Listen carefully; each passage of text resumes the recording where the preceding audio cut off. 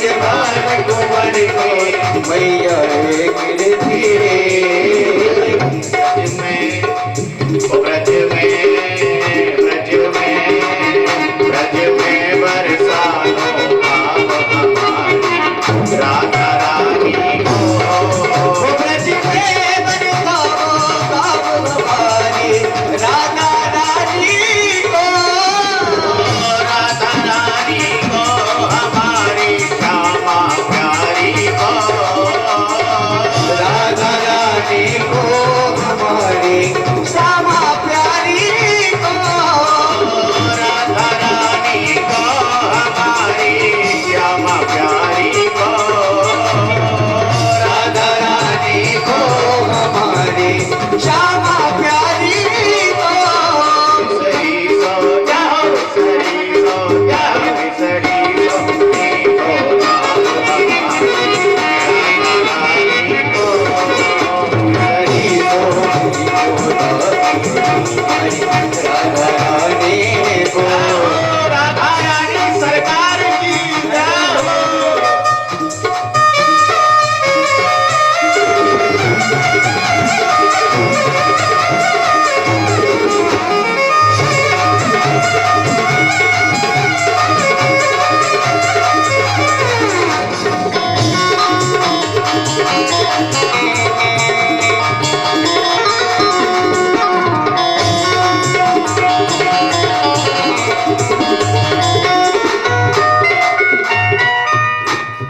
ओ तीन लोक चौदह भुवनों की स्वामिनी प्यारी जू तीन लोक चौदह भुवनों की श्यामा प्यारी को तीन लोक चौदह भुवनों की स्वामिनी राधे जू तीन लोक चौदह भुवनों की स्वामिनी राधे जू चरणन को चाकर श्याम हमारी राधा रानी को चरणन राधा रानी को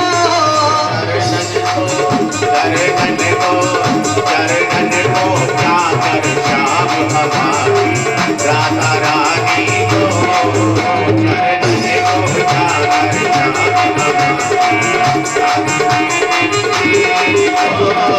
राधा रानी को हमारी श्यामा प्यारी को राधा रानी को हमारी श्यामा प्यारी को राधा रानी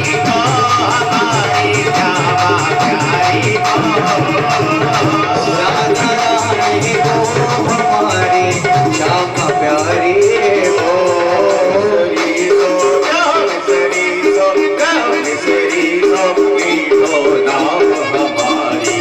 राधा रानी को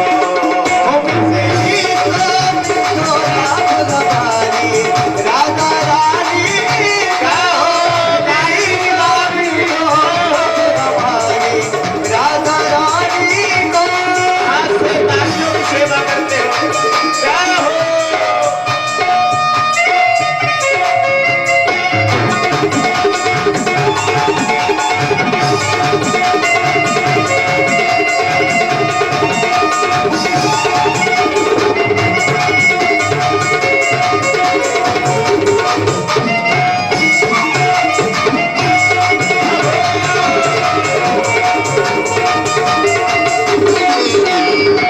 राधा राधा रटने से बबुआधा मिट जाती राधा राधा रचने से सब बाधा मिट जाए किसको बाधा बैठनी सबको बैठनी ऐसा तो कोई व्यक्ति है नहीं जिसके जीवन में कष्ट ना हो विपत्ति ना हो बाधा ना हो।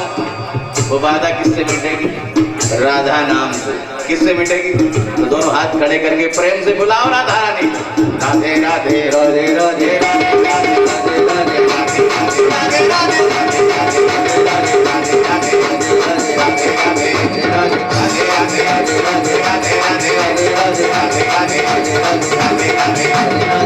राधे राधे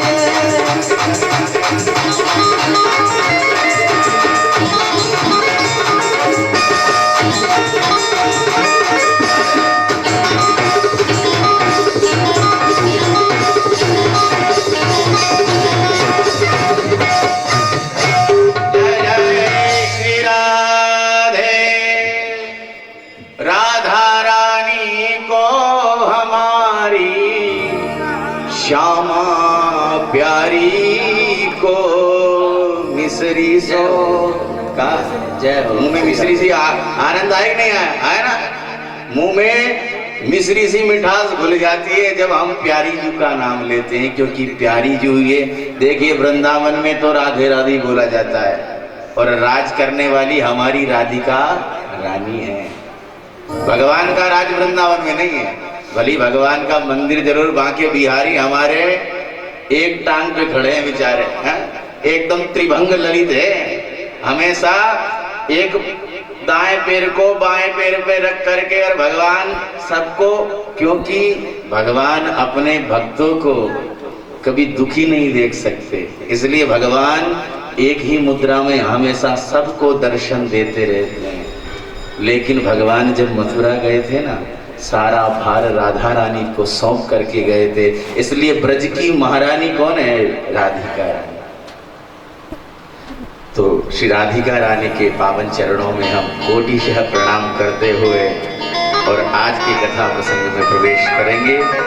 कल हमने कौन सी कथा सुनी कि श्रीमद् भागवत कथा के सुनने से कौन कौन से कितना भी बड़ा पापी हो, चाहे कितना ही पतित हो, पतितात्मा हो, दुष्टात्मा हो, कैसा भी हो, लेकिन श्रीमद् भागवत का यदि एक शब्द भी उसके कर्ण पुटों से वो अपने हृदय में रख लेता है तो वो परम पावन और पुनीत बन जाता है। इस श्रीमद् भागवत की महात्म्य की श्रीमद् भागवत की विशेषता का वर्णन पद्म पुराण दे रहा है कि एक बार जीवन में कोई भगवान की इस रसवर्धनी श्रीमद् भागवत की एक पंक्ति को भी यदि जीवन में धारण कर लेता है तो फिर उसको इस भवरूपी जो संसार है जिसमें वो बार बार आ जाता है, एक बार जो इस श्रीमद् भागवत भगवान की और मेरे बांके बिहारी की शरण में आ जाता है तो उसका जन्म और मरण रूपी जो संसार है वो कट जाता है। अच्छा, भागवत में कितने अक्षर भा ग व त, ये 4 शब्द बोलने से क्या होता है? भाके कहे ते खुलत भाग्य लोगन के, भा शब्द का उच्चारण किए कर दिया, मान लो कि आपके जन्म जन्मांतरों के जो बंधे हुए भाग्य वो खुल गए। भाके कहे ते खुलत भाग्य लोगन के, और काके कहे ते गली गुमान मिट जात है। प्रत्येक जीव के अंदर, प्रत्येक प्राणी के अंदर जो गुमान भरा हुआ है ना कि ये शरीर मेरा है, लेकिन ये तो क्या है? पंच तत्वों की क्या धर्मशाला। अब कमरा मिल गया तो खूब आनंद से रहो, लेकिन ये कमरा आपका परमानेंट कब होगा?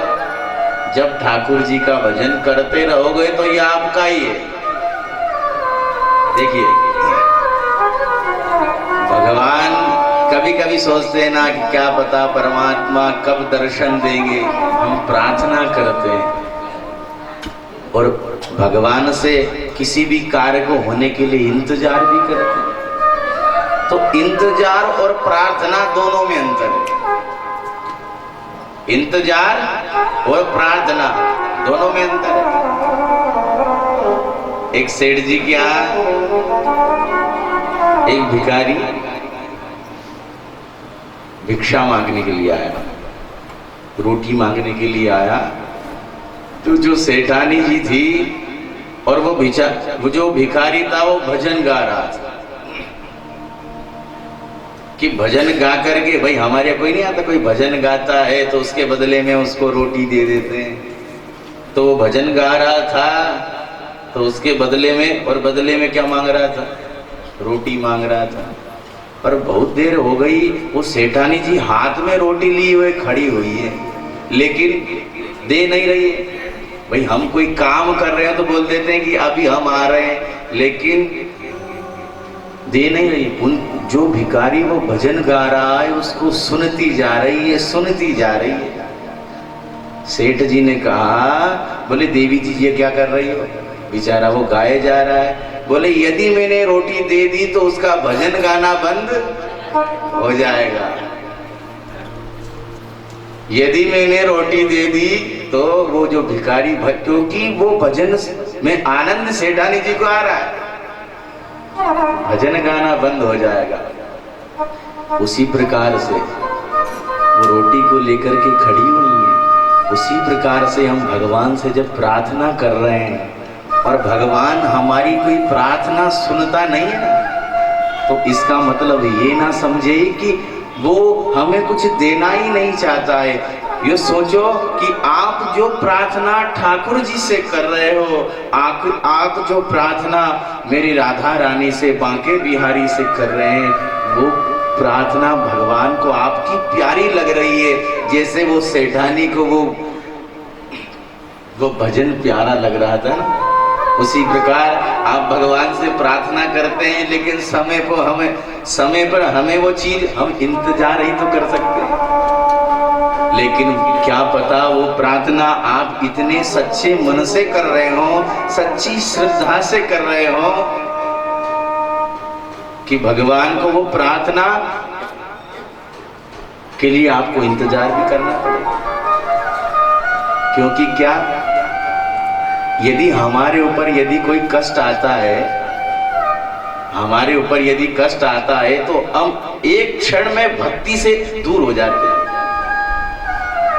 यदि हम कोई बुखार आ जाए और कुछ यदि हमें बीमारी हो जाए तो हम क्या दवा खाना छोड़ देंगे क्या? भाई सही होने के लिए, शरीर को स्वस्थ करने के लिए दवा भी खाना पड़ेगा।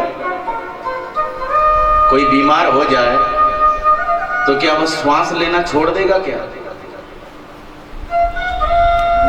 तो प्रार्थना प्रभु को आपकी प्यारी लग रही है। भगवान को वो प्रार्थना किस तरह प्यारी लग रही है, जैसे सेठानी को वो भिक्षुक जो आया है उसका भजन प्यारा लग रहा है। जीवन में दो चीजों को कभी मत छोड़िए, भोजन और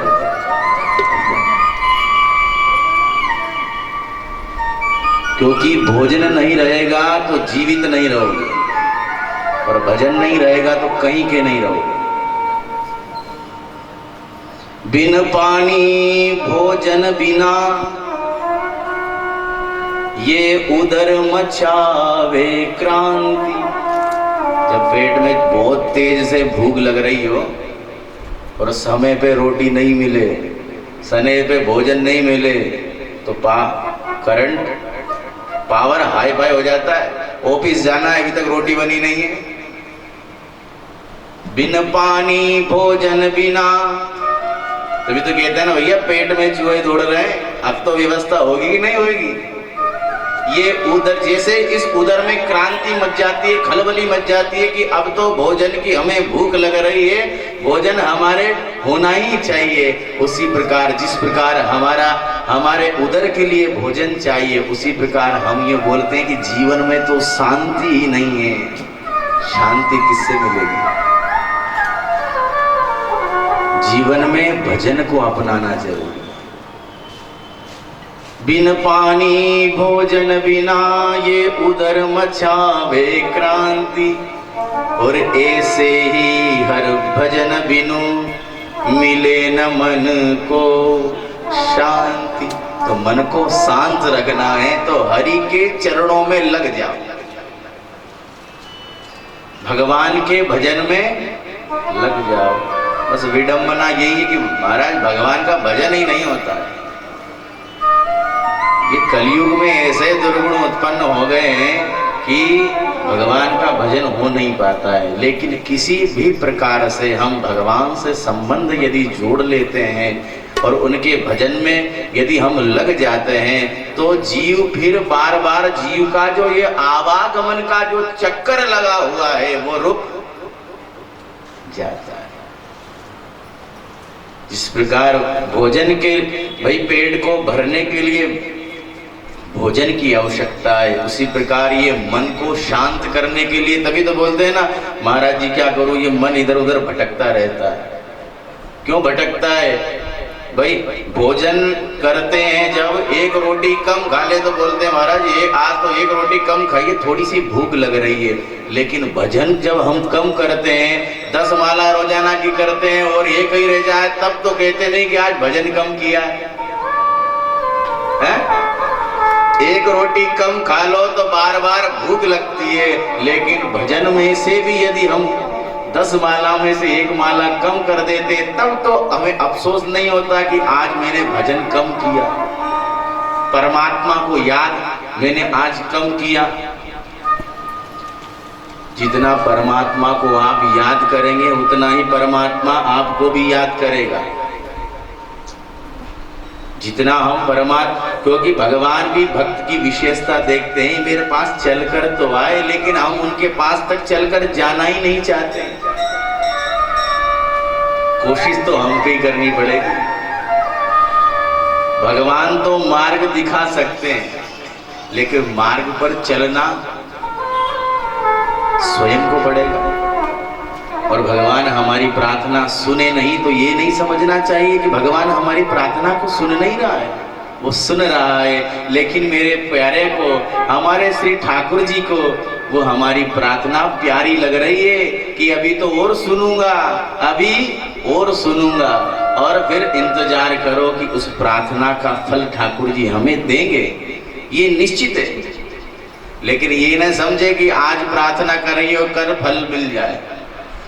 टेबलेट खाने के बाद गोली भी 1-2 घंटे असर करती है, तुरंत तो करती नहीं है भाई। गोली खाओगे, कोई भी टेबलेट खाओगे, अब खाने के बाद तुरंत 10 मिनट 15 मिनट आधा घंटा तो लगेगा कोई भी बीमारी को ठीक होने में। उसी प्रकार वो तो जगत के जगदीश्वर है,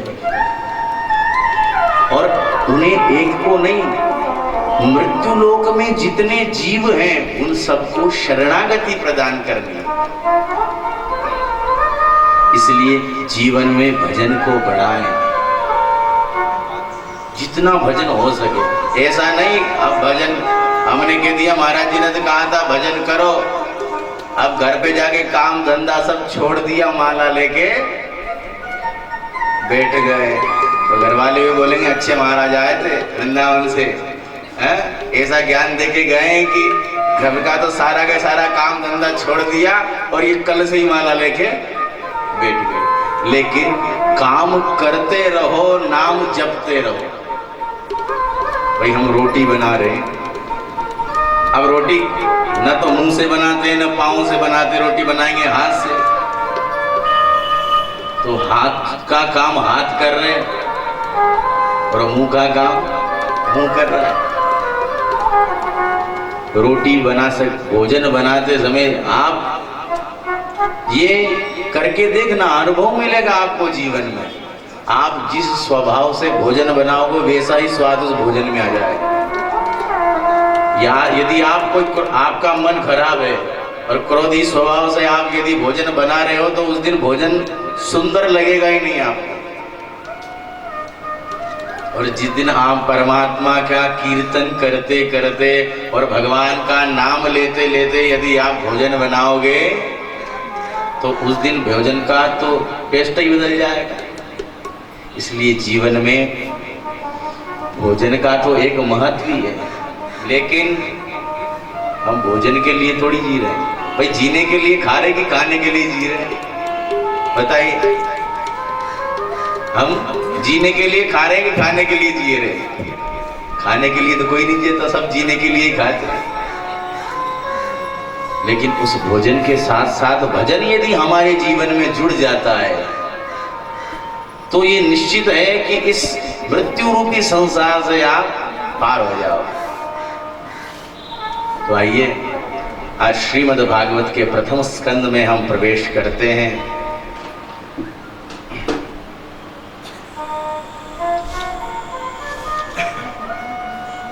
श्रीमद् भागवत के प्रथम स्कंद में प्रवेश करें। यहाँ पर वेदव्यास जी ने मंगलाचरण किया। मंगलाचरण मतलब इसका आचरण ही मंगल हो, मंगल आचरण। जन्माद्यस्य यतोऽन्वयादितरत चार्थे स्वभिज्ञस्वराट् तेने ब्रह्म हृदय आदि कवये मोहयन्ति सूरयः तेजो वारिमृदां यथा विनिमयो यत्र त्रिसर्गो मृषा धाम्ना स्वेन सदा निरस्तकुहकम् सत्यं परं धीमहि। पहले ही मंगलाचरण में यहाँ वेद व्यास जी ने सत्य की वंदना करी। आप कोई सा भी ग्रंथ उठा करके देख लीजिए, शिव पुराण पढ़ोगे तो उसमें शिव जी की महिमा का वर्णन आएगा। रामायण पढ़ोगे तो उसमें राम जी का वर्णन आएगा, उसमें राम जी की वंदना करी गई। देवी पुराण उठाकर पढ़ लीजिए, उसमें जैसे ही मंगलाचरण होगा उसमें देवी जी को ही मुख्य रूप से बताया जाएगा। लेकिन यहाँ कृष्णत्वपायंसी वेद व्यास जी महाराज ने किसकी वंदना करी? सत्य, सत्यम परम धीमहि। यहाँ ऐसा ही लिख देते भाई रामम परम धीमहि, जितने रामानंदी थे सब बोल देते भैया ये ग्रंथ तो हमारा है। यहाँ लिख देते शिवम परम धीमहि, तो जितने शैव लोग थे सब बोल देते ये ग्रंथ हमारा है।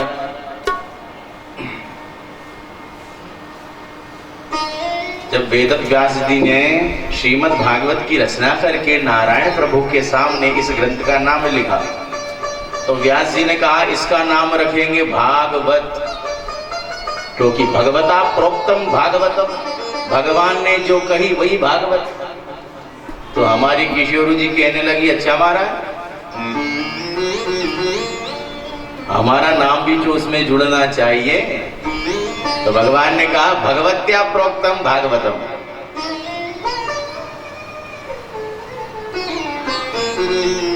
जो भगवती ने कहा वही भागवत। बोले महाराज हमारा नाम तो स्पष्ट रूप से आना चाहिए तब ही हम मानेंगे। तो उसमें वेद व्यास जी ने वहां लिखा था भगवता प्रोक्तम भागवत, तो श्री मद और जोड़ दिया। श्री तो साक्षात लक्ष्मी का स्वरूप है, श्री तो साक्षात श्यामा का स्वरूप है। और क्या लिख दिया? शब्द क्या बन गया? श्रीमद् भागवत। और इस श्रीमद् भागवत का शुभारंभ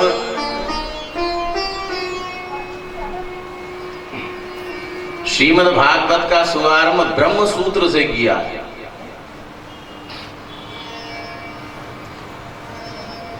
और ब्रह्म सूत्र का पहला सूत्र क्या है? अथातो ब्रह्म जिज्ञासा। हम उस सत्य स्वरूप परमात्मा का ध्यान करें। इस मंगलाचरण के अनेकों विद्वानों ने अनेकानेक अर्थ बताए। और श्री पाद स्वामी जी की एक टीका आती है, उन्होंने इस मंगलाचरण के 108 अर्थ निकाले। लेकिन हम इसको कृष्ण परक अर्थ में ही हम इसका श्रवण करेंगे। बोले हम उस परम सत्य का ध्यान करते हैं, क्योंकि श्रीमद् भागवत में श्री कृष्ण को ही, श्रीमद् भागवत में भाई श्रीमद् भागवत को श्री कृष्ण का स्वरूप ही माना जाता है। इसलिए कृष्ण परक अर्थ का ही हम सब प्रेम से भाव से श्रवण करते हैं। बोले सत्यम सच्चिदानंदम परम परमेश्वरम धीमहि ध्यायेम। अब यहाँ सत्य का अर्थ कृष्ण क्यों है? भगवान की 3 जगह स्थितियां हुई हैं, प्रथम में भी, अंत में भी और मध्य में भी।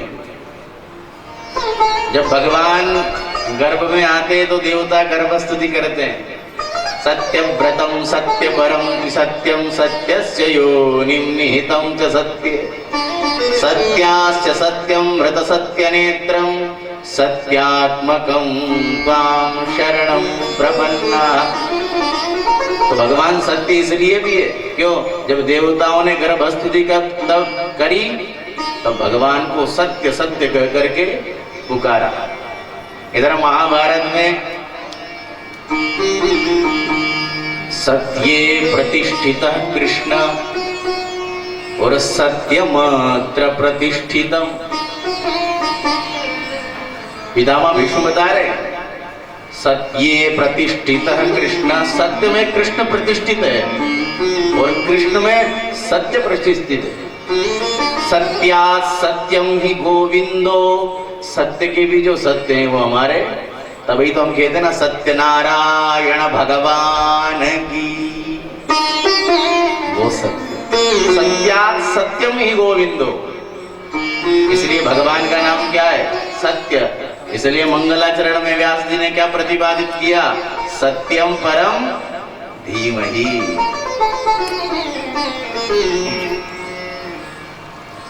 भगवान देखिए, भगवान अपनी इच्छा से तो जन्म लेते हैं, निजी इच्छा निर्मित तनु माया गुण गोपाल।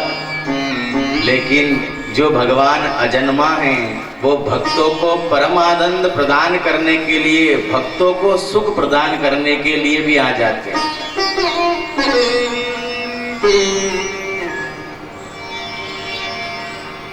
भगवान भक्तों को परमानंद प्रदान करने के लिए, सुख प्रदान करने के लिए भी आ जाते हैं। वसुदेव भगवान का जन्म कहाँ हुआ? कारागार, मामा कंस गया। लेकिन ईंट गारे से बने हुए घर को घर नहीं कहते हैं। घर किसे कहते हैं? न ग्रहम ग्रहमित्याहु गृहिणी ग्रहमुच्यते। गृहिणी को ही घर कहा जाता है। लेकिन हमारे लाला तो हमारे लाला इतने निपुण है, इतने कुशल है कि जन्म तो लिया मामा कंस के यहाँ बंदी गृह में, कारागृह में, लेकिन जन्म लेते ही गोकुल भाग गए। मामा कंस को भनक तक नहीं लगने दी। इतने परम कुशल हैं हमारे कन्हैया। और गोकुल में जाकर के स्वेषु गोपेशु राजते शोभते इति स्वराज, गोकुल में जाकर के अपने श्रीधामा मधुमंगल आदि अपने मित्रों के साथ गोप वेश में सुशोभित हो रहे। इसलिए भगवान स्वराज है। लेकिन जिन प्रभु में आकर के ब्रज में ऐसी लीलाएं करी कि ब्रह्मा बाबा की बुद्धि भी खराब हो गई। बोले ये कैसा भगवान है? ग्वाल बालों का झूठा मीठा खाता है। भाई भोजन मौन हो करके करना चाहिए, भोजन एक स्थान पर बैठ करके करना चाहिए। लेकिन ये कैसा भगवान है? उन्हीं ग्वाल बालों का झूठा मीठा खा रहा है। हम इसे भगवान नहीं मान सकते। ब्रह्मा जी ने क्या किया? ग्वाल बालों और बछड़ों का हरण कर लिया। प्रभु ने सोचा अच्छा ब्रह्मा जी ये आपकी चाल है? आपको तो केवल मटेरियल मिलता है शरीर बनाने के लिए, लेकिन शरीर में जीवात्मा तो हम ही डालते हैं। भाई जो व्यक्ति जिस कार्य का या जिस भी चीज का स्पेशलिस्ट होता है ना, उसको उसी चीज से प्रभावित किया जा सकता है। कोई संगीत का विशेषज्ञ है तो उसको संगीत की रागों से प्रभावित किया जा सकता है। कोई व्याकरण का विशेषज्ञ है तो उसको व्याकरण के सूत्रों से प्रभावित किया जाता है। कोई वेदों को जानने वाला है तो उसको वेद मंत्रों के द्वारा प्रभावित किया जा सकता है। बोले ब्रह्मा जी अब हम तो आपके प्रभाव को जानते हैं। आपको तो केवल मटेरियल मिलता है, जीवात्मा थोड़ा ही आप बनाते हैं। और भगवान ने क्या किया? भागवत के 10वें स्कंद में वर्णन आएगा, यावत वत्सप वत्स काल्पकवपुर यावत करांग्राधिकम। भगवान ग्वाल बाल और बछड़े ही नहीं बने, भगवान ने अपने स्वरूप का ही विस्तार कर दिया। भगवान ग्वाल बाल नहीं बने, यहाँ तक वर्णन आया है कि उन ग्वाल बालों ने जिस प्रकार के वस्त्र पहन रहे थे, उनके हाथ में जो लाठी डंडा थे, भगवान ने अपने स्वरूप का ही विस्तार कर लिया।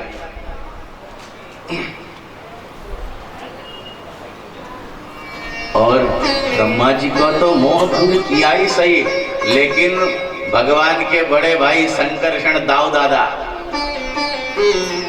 उनका भी इतना वो व्यामोहित करते हैं कि वो भगवान की लीला को समझ नहीं पाते। तेजो वारि मृदाम यथा विनिमयो यत्र त्रिसर्गो मृषा। कन्हैया जब अपनी बंसी की तान छेड़ते हैं ना, तो यमुना की कलकल कल्लोल करती उस कालिंदी का कलरव सर्वदा के लिए कुंठित हो जाता है। भाई जल का नियम क्या है? बहना। लेकिन जैसे ही कन्हैया की बांसुरी की तान यमुना महारानी को सुनाई देती है, जल का धर्म है बहना, लेकिन भगवान की बांसुरी की तान को जब सुनती है तो उनका प्रभाव रुक जाता है, एक जगह स्थिर हो जाती है। और गोवर्धन के जो पाषाण खंड है ना, उनके कानों में जब भगवान की बांसुरी का रव जाता है, कलरव जाता है, लेकिन पाषाण खंड, चट्टान पत्थर, इनका नियम क्या है? एक जगह स्थिर रहना। लेकिन जैसे ही भगवान की बांसुरी का रव कलरव निनाद सुनते हैं तो ये द्रवीभूत होकर के और बहने लग जाते हैं। ये भगवान की बांसुरी का वैशिष्ट्य है।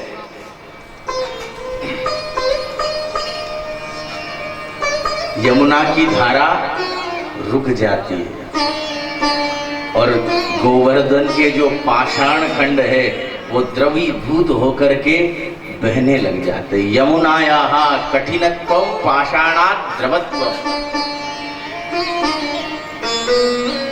यत्र त्रिसर्गो मृषा। भगवान के 3 धाम कौन कौन से? श्रीधाम द्वारिका, श्रीधाम मथुरा और श्रीधाम वृंदावन। इसमें जो रहने वाला भगवान का जो परिकर है वो नित्य है और शाश्वत है। लेकिन भगवान भी यहाँ आते हैं तो रंगमंच पे अभिनय जैसे करते हैं ना, वैसा ही भगवान अपने अकेले नहीं आते। भगवान प्रभु अपने पूरी टीम को साथ ला करके आते, जैसे हम लेकर के आए। तो भगवान भी अकेले नहीं आते,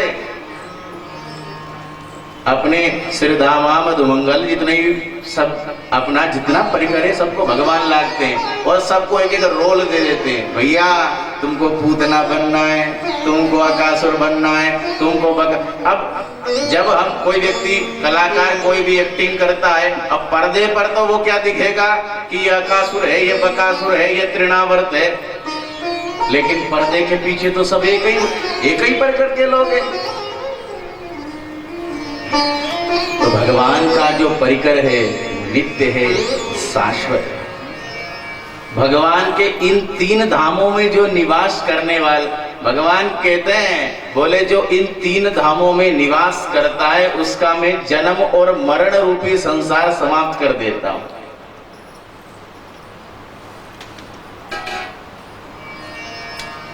उसका मैं जन्म और मरण रूपी संसार समाप्त कर देता। तेजो वारि मृदाम यथा विनिमयो यत्र त्रिसर्गो मृषा।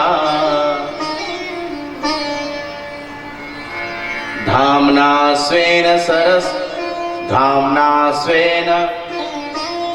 निरस्तकुहकं सत्यं परं धीमहि।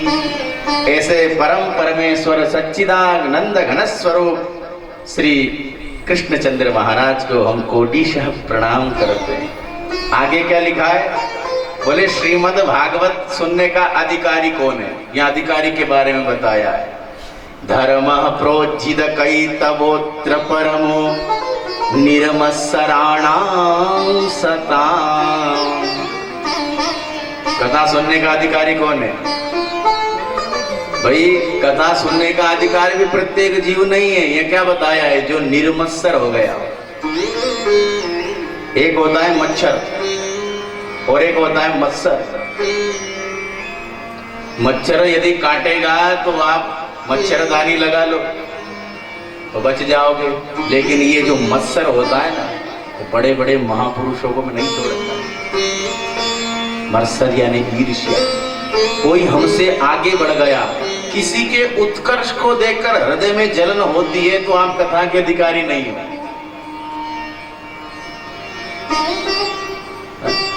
देखो आज हम भाई कोई आज गरीब था कल अमीर बन जाए तो लोग बात कहते हैं देखो देखो कल तो खाने के दाने नहीं थे, आज देखो ठाकुर जी ने कैसी कृपा करी।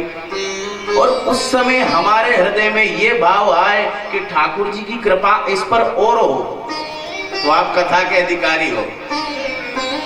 और ये भाव आए कि नहीं, ये तो जैसा था कंगला वैसा ही बन जाए, ये भाव आए तो आप कथा के अधिकारी नहीं है।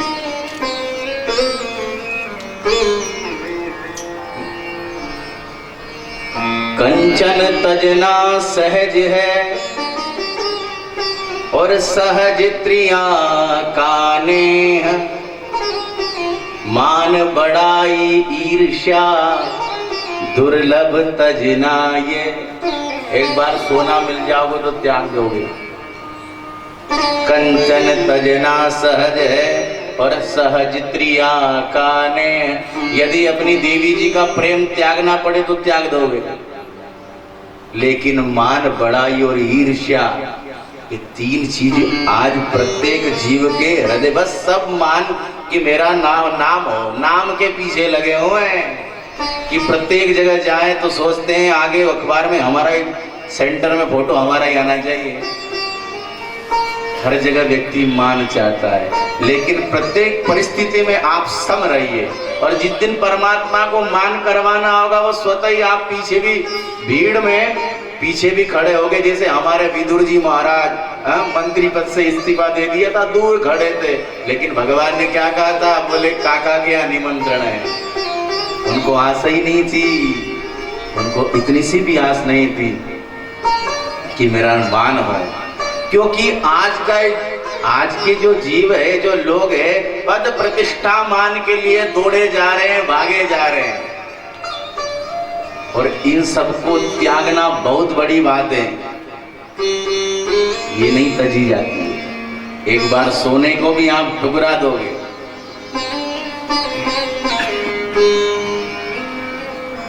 भाई जितने लोग अपने सुख से सुखी नहीं है ना, उतने लोग पड़ोसी के, अपने दुख से लोग जो दुखी नहीं है वो पड़ोसी के सुख से दुखी है।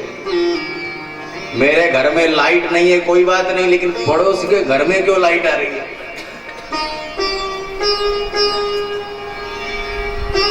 ये भावना जब हृदय से निकल जाएगी, सबको एक समान दृष्टि से जब देखने लग जाओगे, तब आप उत्तम कथा के अधिकारी बन जाओगे।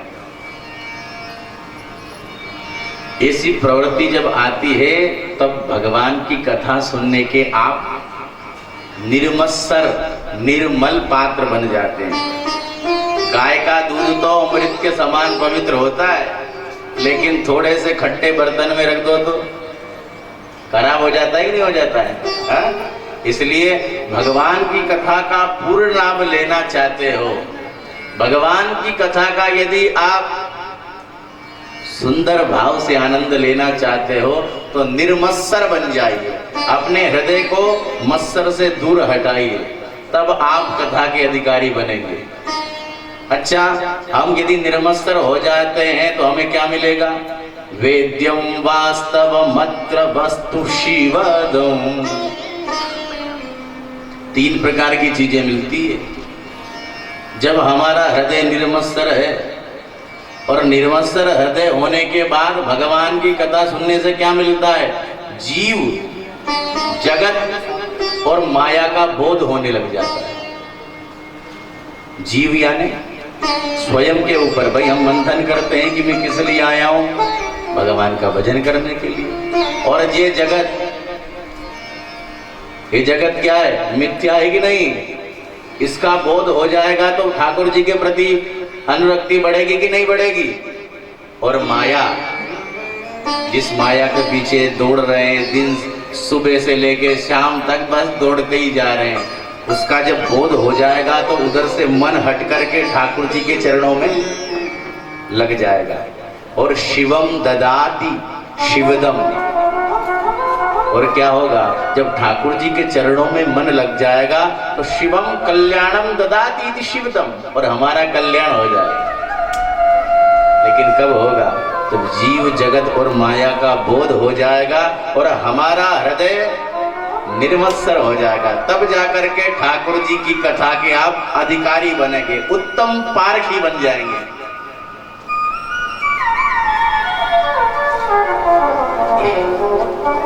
और ठाकुर जी की कृपा से तो आप तीनों तापों से मुक्त हो जाओगे। जो आदि दैविक ताप है, आदि भौतिक ताप है, तीनों तापों से मुक्त हो जाओगे। या तो व्यास जी महाराज दावा करते हैं कि अन्य साधनों से आप तपस्या पूजन पाठ करते करते आपको यदि भगवान मिले, उसकी कोई गारंटी नहीं है। लेकिन यदि आज आपने सोचा, क्या सोचा, किंवा परईश्वर, अभी कथा सुनने गए नहीं है, कथा सुनने गई नहीं है, केवल अभी मन बनाया है कि मैं कथा सुनने जाऊंगा, उसी समय भगवान आकर के हृदय में अवरुद्ध हो जाते। अभी कथा सुनने का केवल मन बनाया है, कथा सुनने गए नहीं है। व्यास जी महाराज दावा करते हैं कि अभी तो हम कथा सुनने गए नहीं हैं, केवल कथा सुनने का मन बनाया है। और जब केवल हम संकल्प मात्र ले लेते हैं कि आज तो हमें ठाकुर जी की पावन मंगलमयी कथा सुनने जाते हैं, उसी समय भगवान आकर के हमारे हृदय में अवरुद्ध हो जाते हैं, विराजमान हो जाते हैं। अभी कथा सुनी नहीं है, लेकिन कथा सुनने की जो उत्कंठा है वो बढ़ने लग जाती है।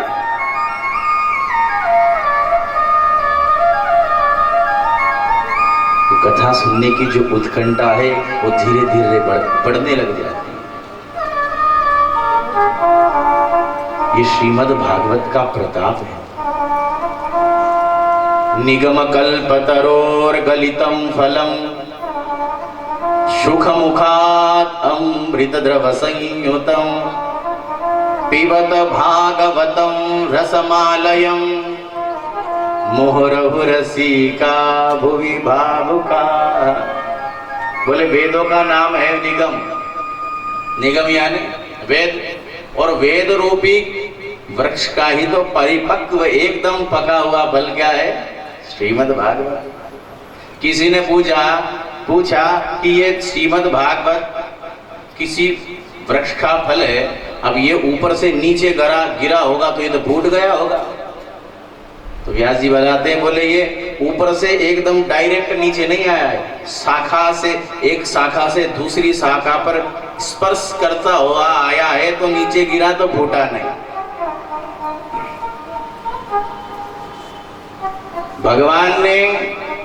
भगवान नारायण ने ब्रह्मा जी को ये दिया चतुश्लोकी भागवत के रूप में। तो ब्रह्मा जी की शाखा से टपका ये फल, तो नारद जी की शाखा पे अटका।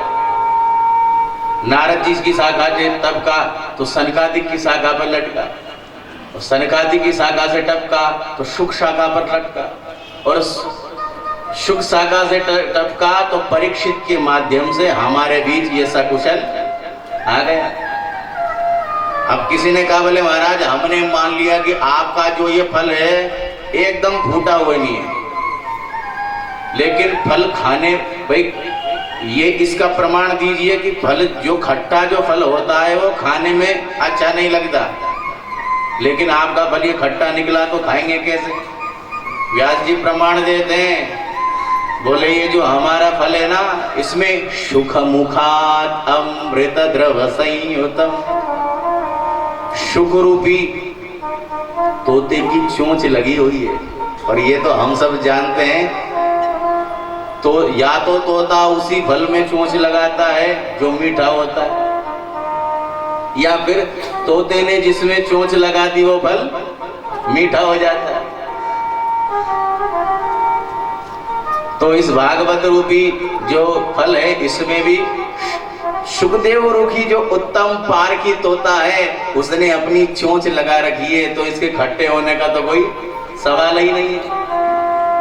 अच्छा महाराज, मान लिया कि ये जो फल आपका फूटा हुआ भी नहीं है, खट्टा भी नहीं है, लेकिन इसमें रस कौन सा भरा है? तो श्रुतियों ने, वेदों ने परमात्मा को रस रूप में प्रतिपादित किया है। रसो वैसः रसम मेवानम लद्भानम धीभवति।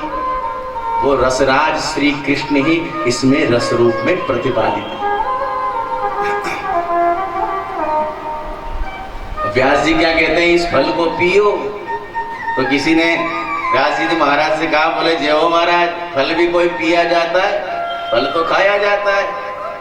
व्यास जी ने कहा, बोले ये फल ऐसा है, ना तो इसमें गुठली है ना कोई छिलका है। इसमें यदि गुठली होती, छिलका होता तो खाते भी सही, लेकिन गुठली और छिलके से रहित ये फल है, इसलिए इस फल को पियो।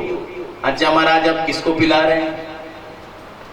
रसिका भूमि भाव का, प्रत्येक को आवाहन नहीं किया है इस फल को पिलाने के लिए। जो हरि कथा के रसिक हैं और जो भगवान की कथा में भाव रखते हैं ना, वही यहाँ कथा में आ सकते हैं। हर किसी में सामर्थ्य नहीं है कि ठाकुर जी की कथा में आके बैठ जाए। यहाँ बता ही दिया है, रसिकों और भावुकों की कथा ही है और तीसरे की कथा नहीं है। संत भी रसिक होते हैं और भक्त भावुक होते हैं। जो भगवान की कथा का रस पान करता होगा और जो भगवान का भक्त होगा वही कथा में आएगा, और जो भगवान का भक्त होगा ही नहीं वो कथा में क्यों आएगा? तो आप भगवान बोल रहे हैं, बोले आइए रसिकों और भावुकों तैयार हो जाइए, ये जो फल है ये हमने आपके लिए ही बनाया है। तो किसी जिज्ञासी ने पूछा, महाराज भाई और कोई भी पी सकता है क्या इसको? बोले इसे कोई नहीं पी सकता, जो भगवान की कथा के रसिक है वो पाएगा क्या रस का चस्का, नहीं कृष्ण से प्रीत लगाएगा जो। हरे कृष्ण सदा मिलेगा वहीं, रसिकों के समाज में जाएगा जो। ब्रज धूरी लपेट कलेवर में, गुण नित्य किशोरी के गाएगा जो। हंसता हुआ श्याम मिलेगा उसे, नित प्राणों की बाजी लगाएगा। अच्छा तो महाराज बचाइए, किसको पिलाएं? बोले ये अमृत उसको पिलाइए जिसको प्यास लगी। किसको पिलाएं? जिसको, क्योंकि जो प्यासा है वही पानी के महत्व को समझ सकता है। मान लो कि आप कहीं जा रहे हो, अब किसी ने कहा आइए, आपको प्यास लगी नहीं, आप प्याऊ पे चले गए, आपको प्यास नहीं है। अभी जब पानी वाला तो कहेगा ना, लो बाबूजी पानी पी लो। आप उस समय आपको प्यास नहीं लग रही है, इसलिए पानी का महत्व पता नहीं है। प्याऊ वाले ने कहा ये बाबूजी पानी पीजिए। अब आप भाई प्यासे होते तो पानी का महत्व पता होता। अब आपने 100 प्रश्न कर दिए, पानी कहाँ से लाए हो? कुएं से लाओ कि बावड़ी से लेकर के आए? ये छान भर के भरा है कि बिना छाने भरा है? क्योंकि उस समय आपको प्यास नहीं है। और यदि कहीं आप रेगिस्तान में फंसे हो और पानी के मारे मुंह चिपक रहा हो और अचानक से यदि हमें पानी मिल जाए, तो उस समय आप ये नहीं पूछोगे कि कुएं से लाए हो कि बावड़ी से लाए हो, छान करके भरा है कि बिना छान करके बना है। क्योंकि उस समय आपको पानी का महत्व पता है, क्योंकि आप प्यासे हो। उसी प्रकार से इस कथा को भी वही सुन सकते हैं जिसे इस कथा का रस पता है, जो भगवान की नाम के लिए प्यासा है। वो सिद्ध कोटि के संत जो भगवान की कथा के लिए बस एक बार सुन ले कि यहाँ कथा हो रही है, दौड़ पड़ते हैं भगवान की कथामृत का रस पान करने के लिए। भगवान की कथा का रस पान करने के लिए दौड़ पड़ते हैं। रसिक तो पागल हो जाते हैं। भगवान की कथा कहीं मिले तो सही। आजकल कथाएं नहीं, व्यथाएं ज्यादा मिलती है, कथाएं नहीं मिलती है। वो रसिक जो दौड़ पड़ते हैं जहां पता चलता है कि ठाकुर जी की भगवत भागीरथी बह रही है, उसमें गोता लगाने के लिए दौड़ जाते हैं। इसलिए रसिकों और भावुकों का ही आवाहन किया। नैमिषे सूतमासीने ऋषयः सौनकादयः सत्रं स्वर्गाय लोकाय सहस्र सममासत। नैमिषारण्य की पावन भूमि में सत्रम स्वर्गाय लोकाय 1000 वर्ष का सत्संग चल रहा है। तो एक बार सारे ऋषियों ने कहा, बोले प्रभु कोई ऐसा उपाय बताइए, हम यज्ञ करते हैं बैठे रहते हैं, ऐसा कोई उपाय बताए कि हम अनंत जन्मों तक भगवान की इस कथा मंदाकिनी में गोता लगाते रहें, स्नान करते रहें। ऐसी कौन सी जगह है जहाँ हमारा ये मनस चक्र जान करके, हमारा मन रूपी ये पंछी है मनस चक्र जा करके शांत हो जाए, वही भगवान की कथा का पावन स्थल बन जाता है। और ब्रह्मा जी ने अपने मनस चक्र को जब छोड़ा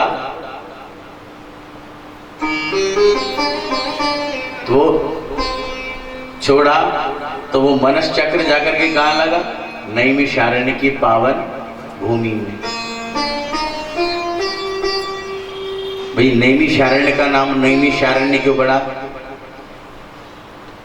चक्र के आगे की जो नोक होती है उसको संस्कृत में नैमी बोलते हैं। चक्र के आगे की जो नैमी होती, जो कुछ भी मान लो, चक्र के आगे की जो नोक होती है उसको संस्कृत में नैमी बोलते हैं। और जो वो जंगल था, जंगल को संस्कृत में क्या बोलते हैं? अरण्य। ब्रह्मा जी ने जो चक्र छोड़ा उसकी नेमी जाकर के उस अरण्य में लगी, नाम पड़ गया नैमी शारण्य। बोलो नैमी शारण्य धाम की। और वही नैमी शारण्य भगवान की कथा की पावन भूमि बन गई। आपने मल्लाहों को देखा होगा, मल्लाहों को, मछली पकड़ने वाले, उनके पास भी एक बंसी होती कि नहीं होती है? जिससे वो मछली पकड़ते हैं ना, उसको बंसी कहते हैं। और उस बंसी में दाना डाल करके वो जैसे ही नदी में डालते हैं, और एक बार यदि उसमें मछली फंस गई तो वो कितना ही प्रयास कर ले, कितना ही कोशिश कर ले, कितना ही प्रयास कर ले, वो निकलने वाली नहीं है।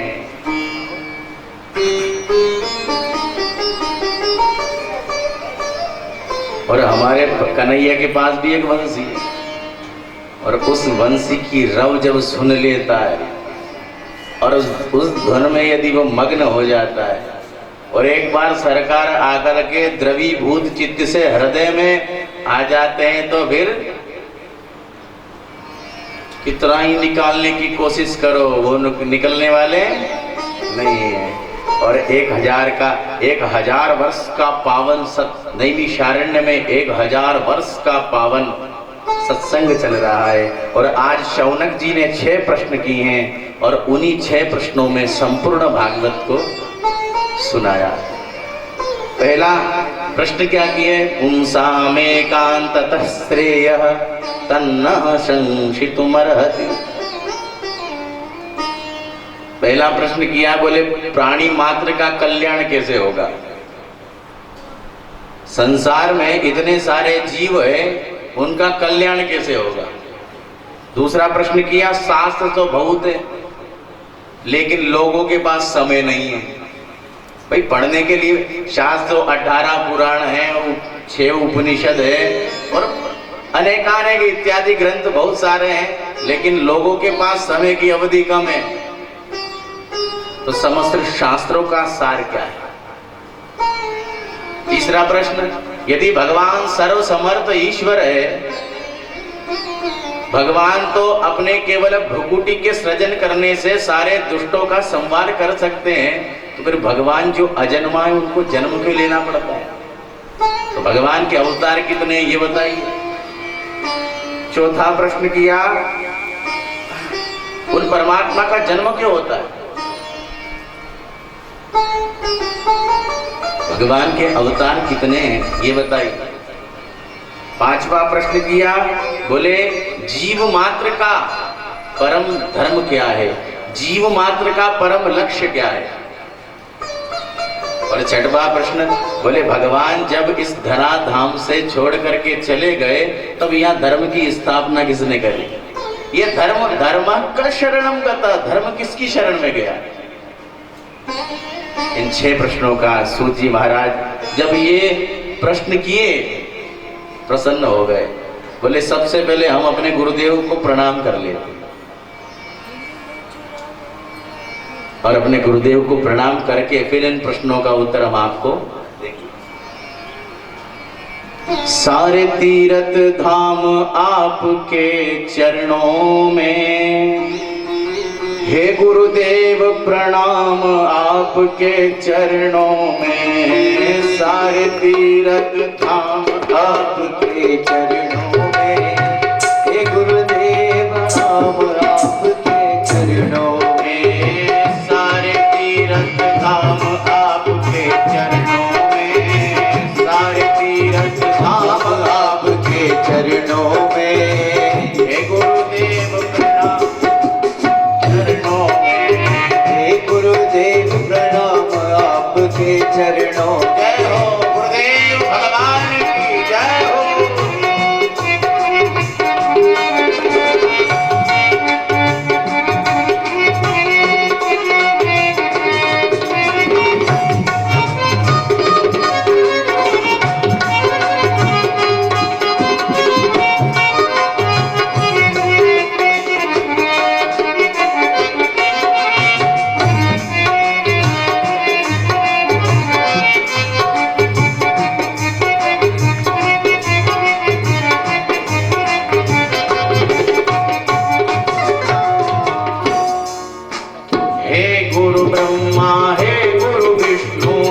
शंकर भगवान आपके चरणों में।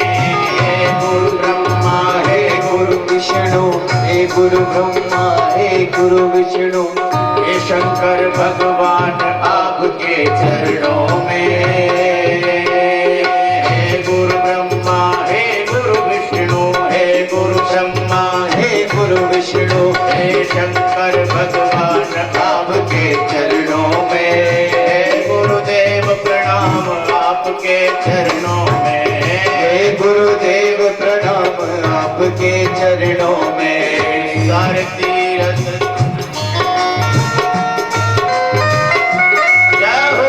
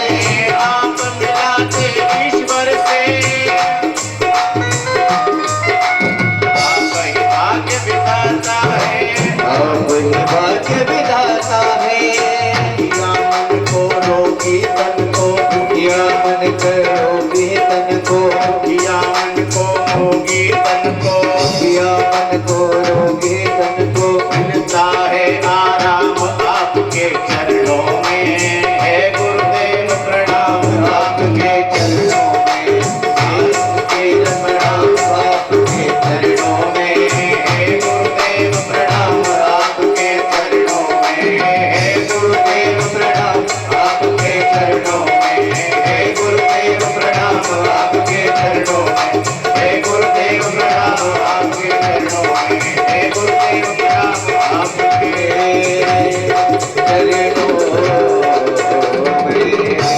सदगुरुदेव भगवान के। और अपने गुरु महाराज का वंदन करते हुए सूत जी महाराज के यम प्रव्रजन्तमनुपैत अपैत कृत्यम द्वैपायनो विरह कातर आजुहाव पुत्रेति तन्मयतया तरवोऽभिनेदु तं सर्वभूत हृदयं मुनिमानतोऽस्मि। बोले जो जन्म लेते ही परिव्राजक हो गए भगवान श्री सुखदेव जी महाराज। सुखदेव जी महाराज कौन है? ये लीला शुकोयम वृषभानुजाया, ये राधा रानी के लीला शुक है। जब राधा रानी, ये राधा रानी के दाएं हाथ की इस कनिष्ठिका पर हमेशा खेलते रहते हैं। राधा रानी बोलती है, बोले कृष्ण कृष्ण रट, तो ये लीला शुक कृष्ण कृष्ण बोलने लग जाते हैं। ठाकुर जी जब पहुंचते हैं तो बोलते हैं हे शुभ राधा राधा रट, तो ये राधा राधा बोलने लग जाते हैं। लीला शुकोयम वृषभानुजाया पवित्र चंच्वा परिचुंबनेन। राधा रानी भगवान का नाम लेते लेते जब खो जाती है ना, जब भान नहीं रहता है, अपने प्रियतम के प्रेमास्पद में इतनी हमारी किशोरी जी खो जाती है, उनको ध्यान नहीं रहता है, तब ये लीला शुभ जो है ये आकर के उनके कान में बोलते हैं, बोले आपके प्रियतम तो सामने ही खड़े हैं, आप उनको कहाँ सपने में देख रहे हैं। जाकर के इस कनिष्ठिका पर वो लीला शुक जो शुकाचार्य जी है, जाकर के यहाँ उनको काट लेते, तब जाकर के भान होता है। वो ये लीला सुखदेव जी महाराज। राधा रानी ने शुकाचार्य जी से कहा, बोले आप मृत्यु लोक पर जाओ और भागवत धर्म का प्रचार करो। सुखदेव जी ने कहा, बोले हम लाडली जू हम मृत्यु लोक में जाएंगे नहीं, क्योंकि मृत्यु लोक पर जाते ही और माया जकड़ लेती है, माया जकड़ लेती है, इसलिए मुझे उस माया के चक्कर में पड़ना ही नहीं।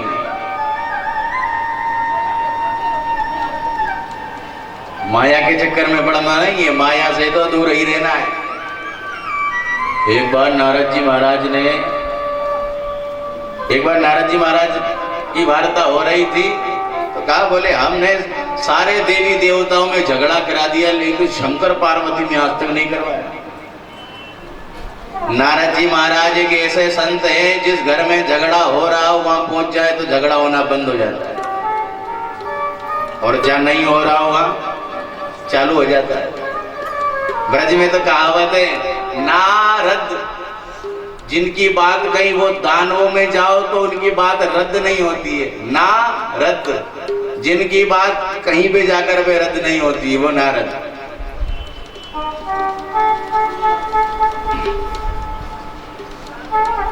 तो नारद जी जाकर के पहुंच गए देवी पार्वती जी के पास, बोले माता जी प्रणाम। अब भगवान तो लगे हैं अपने इष्ट का, राम का सुमरण करने के लिए। अब नारद जी जैसे ही गए तो माता जी ने कहा, नारद जी देवर्षि आजकल बहुत आप आना जाना सा कम कर दिया है, क्या करें माता जी, अब समय नहीं मिलता है। लेकिन आपके जो पतिदेव हैं हमारे भगवान भोलेनाथ, आपसे बड़ा प्रेम करते हैं।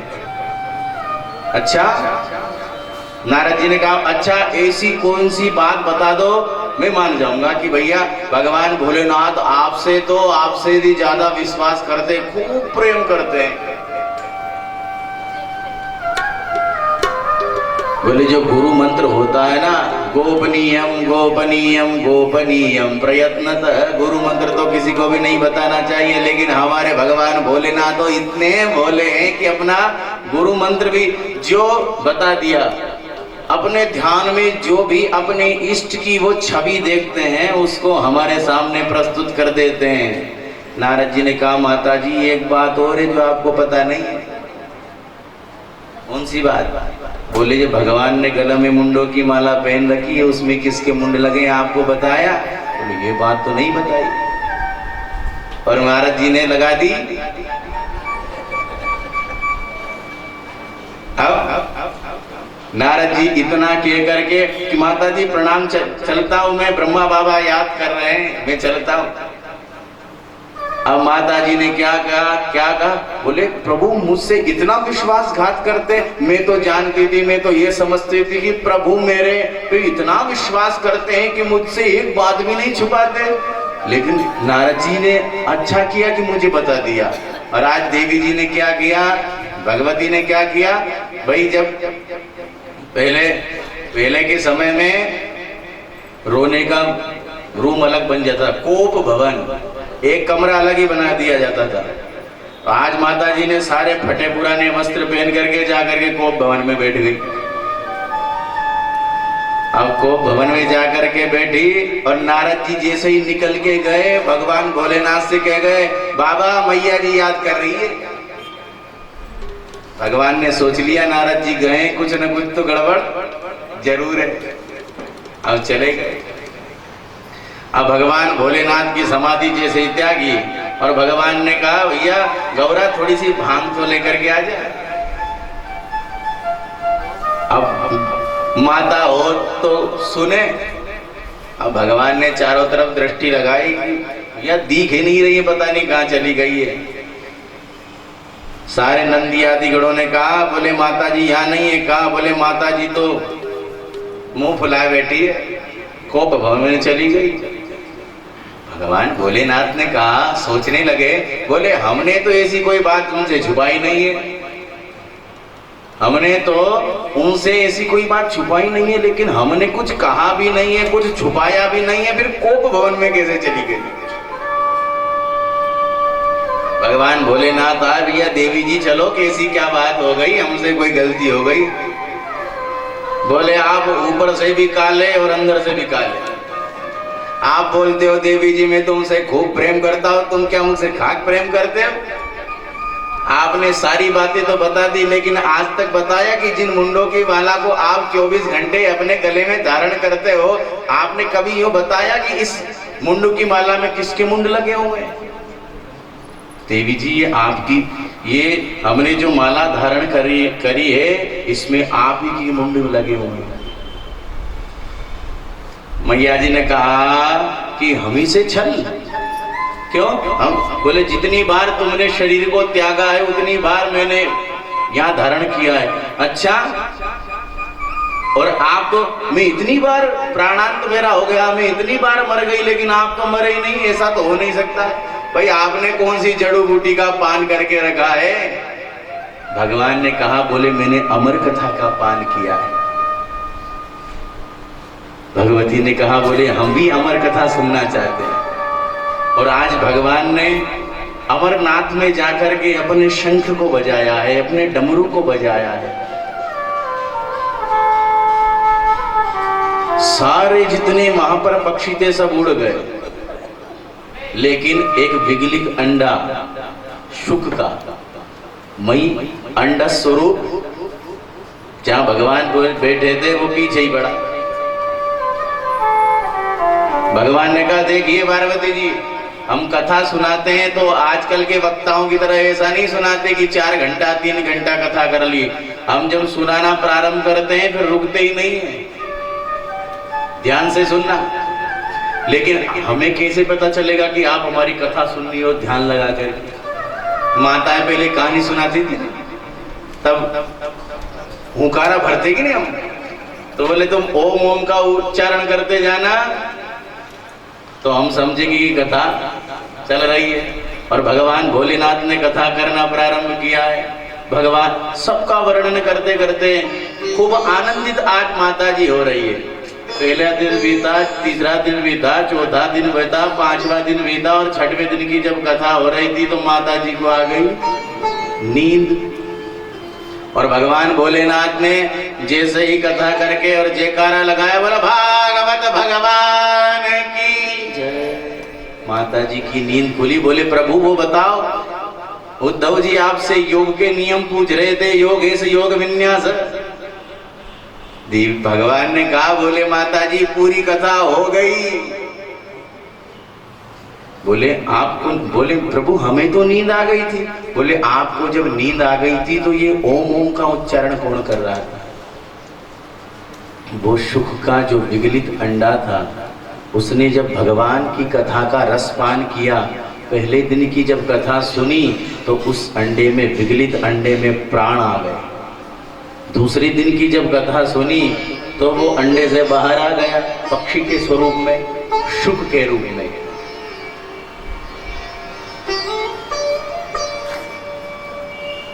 और वो वही था। फिर कथा कौन सुन रहा था? चारों तरफ नजर घुमा के देखी तो वो सुख दिख गया। वो सुख दिख पड़ा तो सुख, वो तोते, जो तोते का छोटा सा, हमारे सुखदेव शुकाचार्य जी भगवान थे, उन्होंने सोचा भगवान भोलेनाथ छोड़ने वाले नहीं है, तो वो उड़ करके बद्रीनाथ की ओर भागे। और वहां पर व्यास जी की पत्नी बिटका महारानी उपासी ले रही थी, जाकर के गर्भ में चले गए। भगवान भोलेनाथ घूमते हुए आए, व्यास जी से पूछा, बोले यहाँ पर हमारा अपराधी आया है। बोले प्रभु कौन? बोले उसने कथा को चुराया है। अच्छा उसने क्या चुरा लिया? बोले उसने अमर कथा का पान किया है।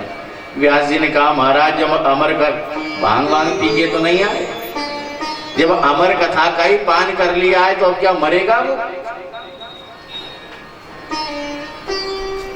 अमर कथा का पान कर लिया है। अब भगवान भोलेनाथ तो चले गए। बिटका देवी बोलती है व्यास जी महाराज से, प्रभु मेरे गर्भ में से वेद मंत्रों की आवाज आती है।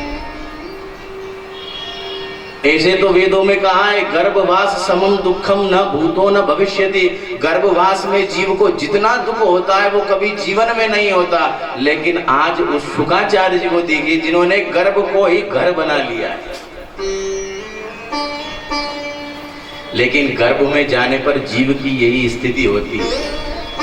गर्भ में जाने के बाद जीव की एक ही स्थिति होती है, सहन सखा जब गर्भ कष्ट का किया था कौल करार। सहन सखा जब गर्भ कष्ट का किया था कौल करार। और वादा भूलो रे बेमनवा कैसन बीतेगी। जब जीव माँ के गर्भ में रहता है तो भगवान से खूब प्रार्थना कर रहा है, हे प्रभु इस मलमूत्र के गड्ढे से मुझे बाहर निकाल दो,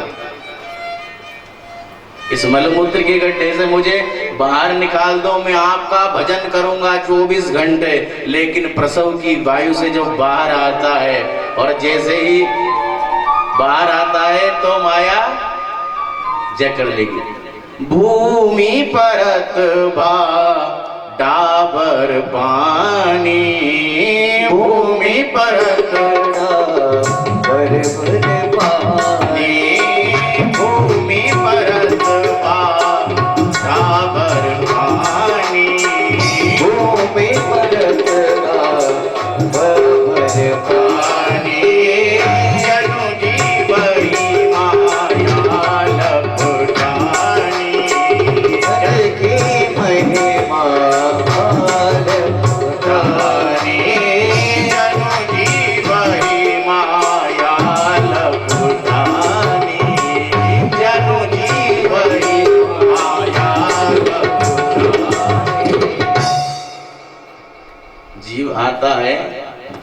परत भा डाबर पानी और जनु जीवई माया लपटानी। जैसे ही प्रसव के वेग से बाहर आता है तो माया में पड़ जाता है। लेकिन भाई माया माया को मत भजो, माधव को भजो। माया माया सब भजे और माधव भजे न कोई। एक बार माधव भजे तो माया चे